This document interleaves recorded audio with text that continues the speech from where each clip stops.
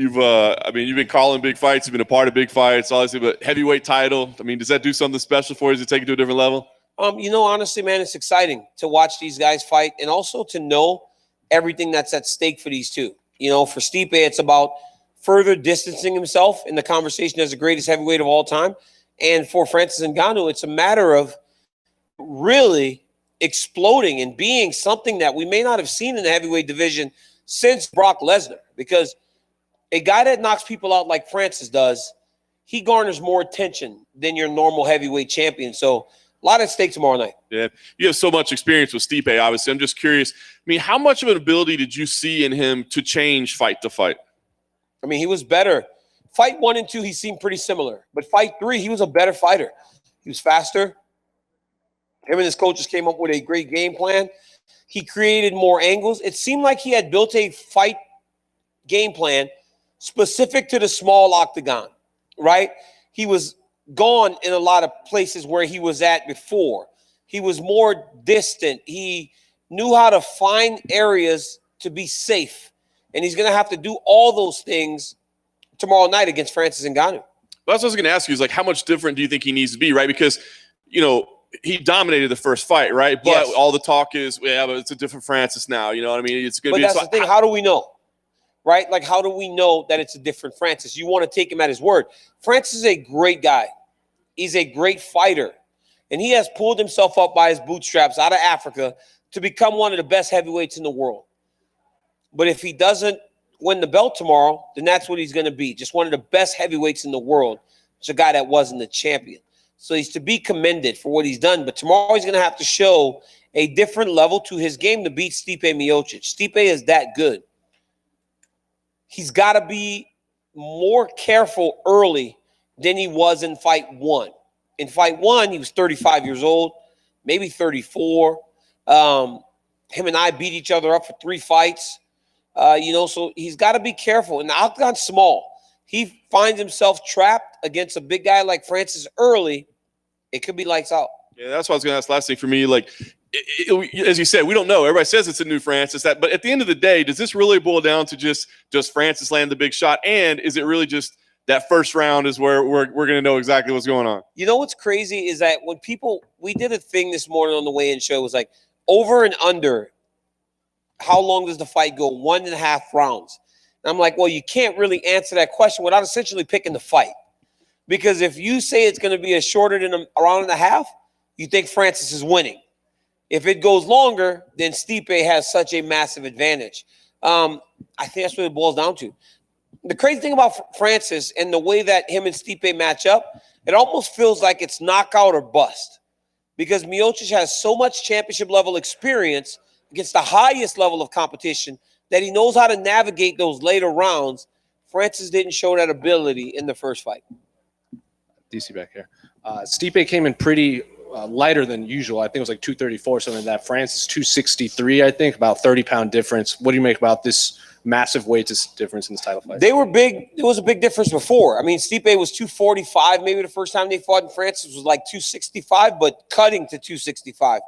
Francis doesn't look like he's cutting anymore. He looks much more lean. He looks much healthier and much more fresh and vibrant as he goes into the rematch. Miocic is used to fighting big guys, so I don't think it's going to play that much of a difference. I just wonder if he's going to be able to use his size to wear on Francis as he did before, being that he's 10 pounds lighter than he was in the first fight. DC, you just mentioned the smaller cage. In your mind, does that benefit Stipe, who wants the grappling, or Francis, who can just explode and close the distance? I honestly believe that it plays to Francis's benefit a little bit early. Again, it's a tale of 2 fights, man. It's 6 minutes maybe where the danger is like extremely high. The danger is as daunting as anything you can ever think of. It's like being locked in a cage with a tiger, right? How long can you survive? That's what you have to do when you fight Francis. How long can Stipe survive to start imposing himself into the fight? Early, this small octagon plays to Francis because when he starts to go downhill, terrifying sight. You saw it against Jairzinho Rosenstrike, right? It started off a bit slow. Francis made up his mind that he was just going to go. And when he did, the fight was over 5 seconds later, right? So there's just not much room to run as the smaller guy.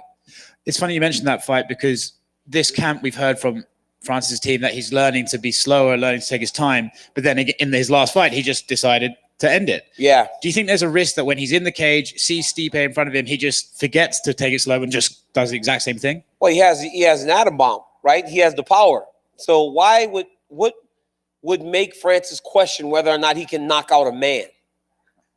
Not being able to knock Stipe out the first time. But when you go back and you beat Cain Velasquez and you beat Jairzinho and you beat JDS and you beat there was one more in there that he beat very fast.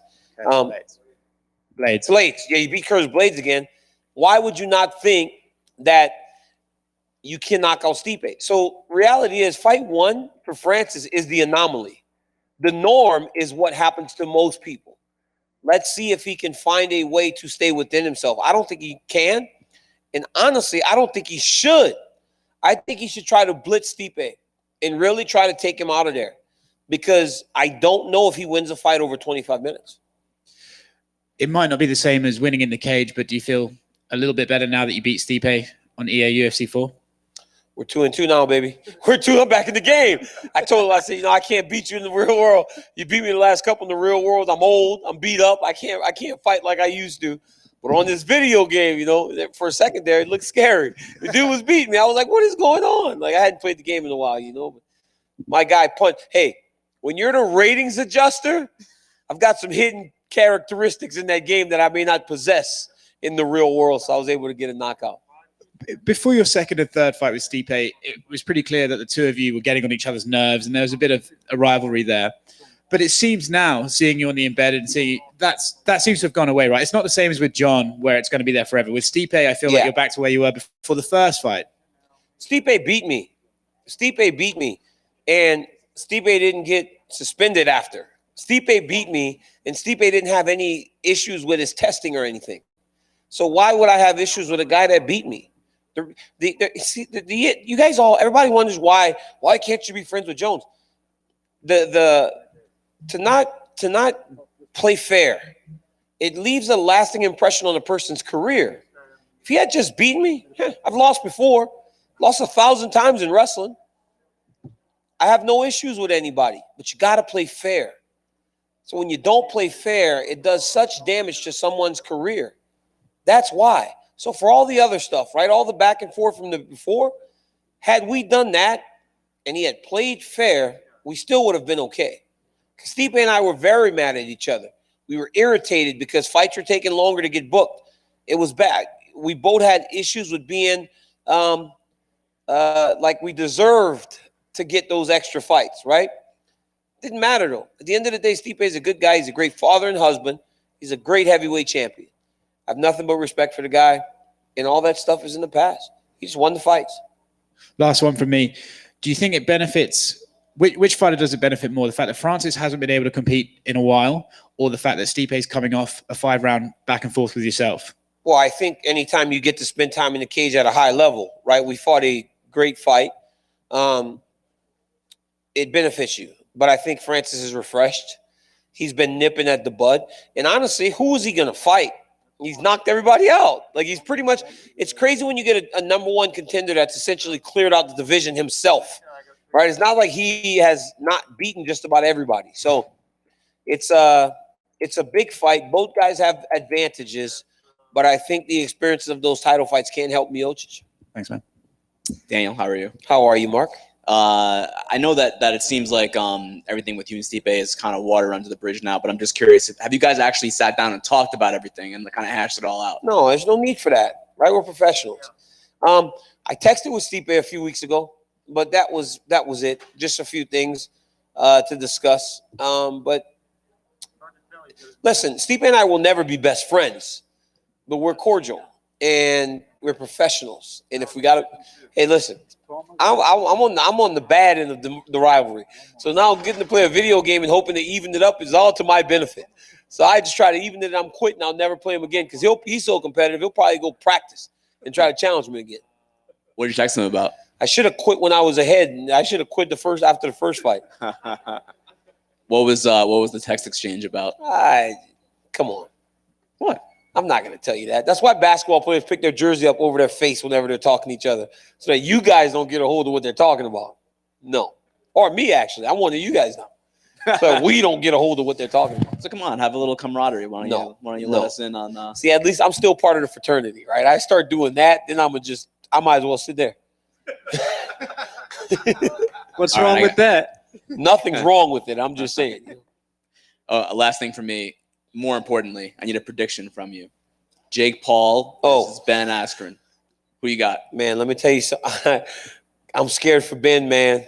I'm scared. Ben, Ben said the other day, what are all these people doing at my fight, right? All these celebrities. Like, no, Ben, you're the odd guy out, right? Like, you're the old dude with the hip replacement. These are all the cool people from Hollywood. We're playing to these people. Man, I don't know. Ben's my guy. I love Ben. In a free fight, he beats Jake Paul every day. I don't know if he beats. Ben lost to Damian Maia in boxing. We've never seen Damian outbox anybody in his whole entire career. And we've watched him fight for 12 years or 15 years maybe. So very worrisome for me. But I'm rooting Ben Askren because Ben Askren may not have chose him, but Ben Askren's our representative into that world. So go kick his ass, Ben. Thanks, Daniel. No problem. If you could have picked a representative, who would you pick To go box? for box Jake Paul? Box Jake Paul? Oh, there's a number of guys. I'd send Francis out there. Francis, go knock this kid's head off. Like, please. Just go and punch him as hard as you can. No, I mean, what's he weigh? Like 200 pounds, 190 pounds, this kid? So 185, I'd send, I mean, honestly, I wouldn't even send a big guy. We could send welterweights to beat Jake Paul probably. But, we have a number of guys. Adesanya would beat him. Maybe Paulo Costa would beat him. Those guys can beat him. Guys that can box and strike could beat Jake Paul. It's just that Ben doesn't really box. Ben almost became a world champion. Think about that. After he beat Robbie Lawler, Ben Askren was on the cusp of a title fight and really can just wrestle. So hats off to Ben Askren. Did you ever hear from Paulo Costa, by the way? No, I didn't. Thank God. I'm glad Paulo Costa I'm glad I haven't been around him because for a while he was like my main target to make fun of. But when you say stuff like he says, that's what happens. Hey, DC, congratulations on 1 year of your show. Yes, over thank at you. ESPN. Thank you. You've obviously been at the desk for a long time now, but has there been anything that you've learned about talking about the guys in that particular medium that you didn't before? Yeah, that fighters are very sensitive. Fighters are sensitive, like very sensitive. And, but it's not just fighters. When Stephen A talks about Kevin Durant is mad. When he talks, it's just athletes. Athletes don't like to hear the negative. But the reality is there's always going to be negative. You will never please everyone. And we, the talking heads, as we're called, we're paid to talk about you. So you better hope that we're talking about you because the moment we stop, you become irrelevant. And then that's the real problem. So you want us all discussing. If a Monday comes and you're on the topic, if you're the topic, you better be happy because there's going to be a time where nobody's talking about you and there will be no articles. There will be no interviews. And that's your biggest enemy. So instead of being upset about what's being said, just be happy that these people with these platforms are speaking about you and keeping you at the forefront of media. Because, I do a show and every Monday, it's an hour show, and there are multiple or articles about that show. So be happy about that. You've had a decorated career inside the cage. You talk about just being one of the guys. As your broadcast career grows, what goals do you have? Oh, I've got some. I've got a lot of projects in the books, man, and I'm just enjoying my time. I've got things outside of fighting. I've got some things outside of MMA, but I love this game. I love the UFC. I love fighting. I love being around fighting. So regardless of the opportunities that are coming, I don't think I'll ever be away from this. But I tell you one thing. It's a very exciting time in my life when but over the course of the next week, I am dealing with things outside of mixed martial arts in terms of media. because that's what I've always wanted to do. So I'm lucky. And I feel like this next act is going to be very big. In terms of being media, what would be the thing that you would consider, if winning the UFC title is it in fighting, what is winning the title in media to you? I mean, I don't know, because for me it's different, right? The baselines are so much higher than normal people.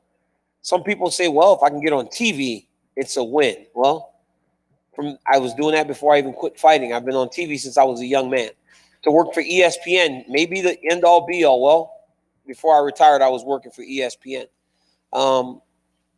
Just continuing to grow, continuing to commit myself to this as much as I did fighting. And as I continue to do that, the opportunities are showing that I'm going in the right direction. Thank you. No problem. All right, guys. Thank you so much. I appreciate it.